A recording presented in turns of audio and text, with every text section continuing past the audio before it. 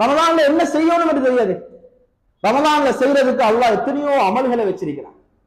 அந்த ட்ரீட்மெண்ட்டை சரியா செய்யற நேரம் தான் 30வது நாள் ஆகிற நேரம் எங்கட பாவங்கள் எல்லாம் மன்னிக்கப்பட்டு தக்குவாதாரியாக மாறும்.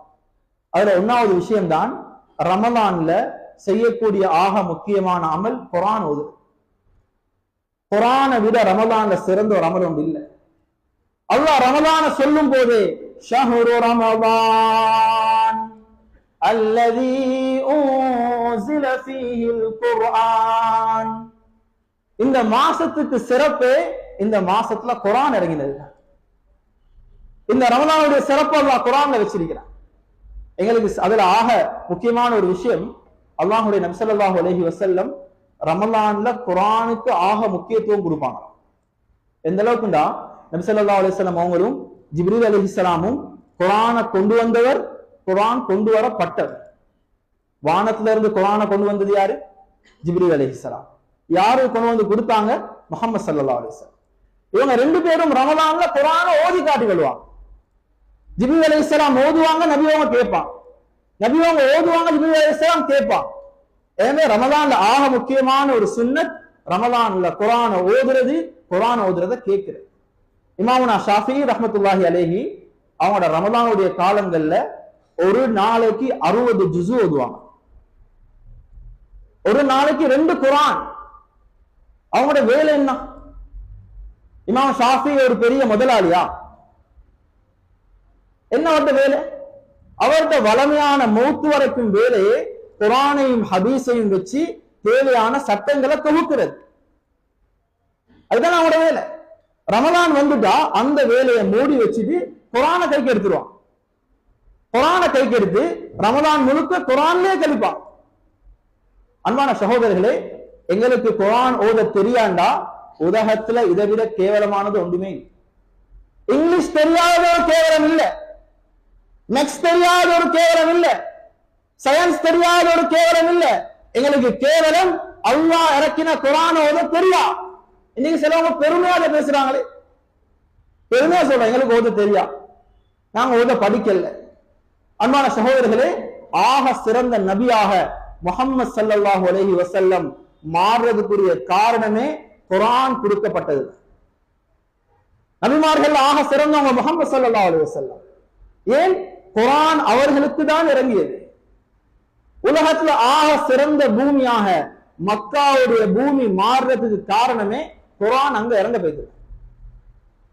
மலக்குமார்கள் ஆக சிறந்த மலக்காக ஜிப்ரீல் அலைஹிஸ்ஸலாம் மாறுறதுக்குரிய காரணமே குர்ஆனை எடுத்துட்டு வந்த பணியை செஞ்சதே ஜிப்ரீல் அலைஹிஸ்ஸலாம்.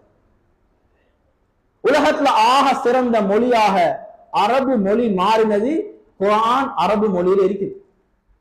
இங்கிலீஷுடைய பருமதி கண்ணை மூடுற வரைக்கும் தான். கபூர்ல வந்து உங்களோட பேர் என்ன இங்கிலீஷ்ல கேட்க மாட்டாரு. மலக்கு கேட்கிற கேள்வி எல்லாம் அரபுல தான். மஹ்ஷருடைய மைதானம் அரபு, சொர்க்க பாஷை அரபு. இந்த அரபு ஏன் சிறப்பான பாஷையாக மாறிச்சு? பிலிசானின் அரபியின் முபீன், தெளிவான அரபுல தான் குர்ஆன் இறங்கிச்சு. ஏன் ரமலான் சிறந்த மாசம்?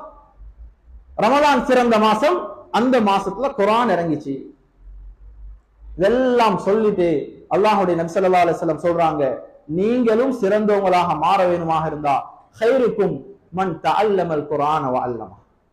உங்கள யாருக்கு குர்ஆன் தெரியுமோ, யாரு குர்ஆனை படிச்சிருக்கிறீங்களோ, அதை படிச்சு கொடுக்குறீங்களோ, நீங்க தான் உலகத்துல ஆக சிறந்த மனிதர் என்று அல்லாஹ்வுடைய நபி ஸல்லல்லாஹு அலைஹி வஸல்லம் சொல்றாங்க. எனவே நாங்களும் சிறந்தவங்களா மாறணும் என்றா எங்களோட வாழ்க்கையில குர்ஆன் இருக்கும். ரமலான்ல கொஞ்சம் எல்லாரும் போனை ஒதுக்கி வைப்போம். இன்னைக்கு எங்களுக்கு ஆக பெரிய எதிரி இந்த போன் தான். போன்ல பயான் தான் பாக்குற, நல்ல விஷயம் தான் கேட்கிற, ஆனா அது கடைசியில கொண்டு போய் சேர்க்கிறது எங்கேயோ. அதை கொஞ்சம் தூரமாக்கி வச்சுட்டு ஒவ்வொருத்தரும் தன்னால குர்ஆனை பார்ப்போம், குர்ஆனை கொஞ்சம் காதால கேட்போம். எங்களோட வாழ்க்கையுடைய வெற்றிய, பரக்கத்தை, ரஹ்மத்தை அல்லாஹ் குர்ஆன்ல தான் வச்சிருக்கிறார். எனவே அன்பான சகோதரர்களே, இது குர்ஆனுடைய மாசம். இது குர்ஆன் அதிகமாக ஓதப்பட வேண்டிய மாசம்.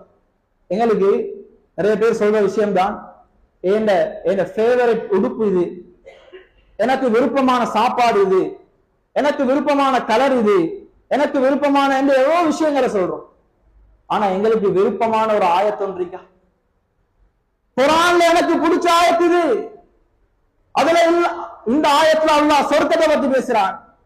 இந்த ஆயத்துல அல்லாஹ் நரகத்துடைய பயங்கரத்தை சொல்றான். தெரியுமா எங்களுக்கு? ஒவ்வொரு நாளும் ஃபாத்திஹா ஓதுறோம் தொழுகையில. எவ்வளவு ஆயத்துக்களை கேட்கிறோம். குர்ஆன்ல ஒரு ஆயத்தை ரசிச்சு ருசிச்சு அதை கேட்டிருக்கிறோம். எத்தனையோ சஹாபாக்களுடைய வரலாறு இருக்குது. ஒரு ஆயத், அந்த ஆயத்தை யோசிச்சு யோசிச்சு அழுவா. சில சஹாபாக்கள் சொல்றாங்க, எங்களுக்கு குர்ஆன்ல பயங்கரமான ஒரு ஆயத்து இருக்கு. குர்ஆன்ல பயங்கரமான என்ன ஆயத்? فَمَن يَعْمَلْ مِثْقَالَ ذَرَّةٍ خَيْرًا يَرَهُ وَمَن يَعْمَلْ مِثْقَالَ ذَرَّةٍ شَرًّا يَرَهُ. என்ன ஆயத்? அல்லாஹ் சொல்றானே, கியாமத்துடைய நாளையில நீங்க ஒவ்வொருத்தரும் பாப்பீங்க, நீங்க உலகத்துல செஞ்ச சின்ன பாவத்தையும் பாப்பீங்க. فَمَن يَعْمَلْ مِثْقَالَ ذَرَّةٍ, ஒரு கடுகு மணி அளவாவது சிறிய ஒரு பாவம் செஞ்சிருந்தா அதுவும் அவளை பட்டோலையில பாப்பீங்க. ஒரு கடுகு மணி அளவாவது சிறிய ஒரு நன்மை செஞ்சிருந்தா அதையும் நீங்க அவனோட பட்டோலையில பாத்துக்கோ. சஹாபாக்கள் சொல்றாங்க, குர்ஆன்ல இதை விட ஒரு பயங்கரமான ஆயத்து எங்களுக்கு இல்லை. அதே போல நிறைய விஷயங்கள் இருக்குது. எங்களுக்கு குர்ஆன்ல விருப்பமான ஆயத் தௌபா சம்பந்தமாக வரக்கூடிய ஆயத், அல்லாஹ் பாவங்களை மன்னிப்பான் என்று வரக்கூடிய ஆயத் என்று சஹாபாக்கள் குர்ஆனோட வாழ்ந்திருக்கிறாங்க, குர்ஆனை ரசிச்சிருக்கிறாங்க.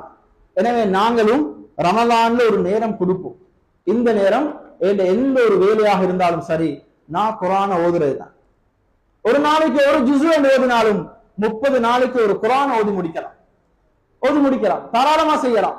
எங்கட போனுக்கு கொடுக்கிற நேரத்தை நாங்க குர்ஆனுக்கு கொடுத்தாலே நாங்க சீதேவியா மாறிடுவோம். நாங்க ரமலான சிறந்த முறையில கழிச்ச மக்களா மாறிடுவோம். நாங்க ரமலானுக்கு முன்னுக்கு கேட்ட பயான் எல்லாம் போதும், பயான் தாராளமா கேட்டிருக்கிறோம். போன்ல பயான் கேட்கறத நிப்பாட்டுது. இப்ப நாங்க அமல்ல இறங்குவோம். ரமலான்ல அதிகமானவங்க இஃப்தாரும் சஹரும் துவாவுடைய நேரம் அது போறது. சில நேரம் பயான் கேட்கறது நல்ல விஷயம்தான், அதுக்கு வேற நேரம் வச்சுக்கோங்க.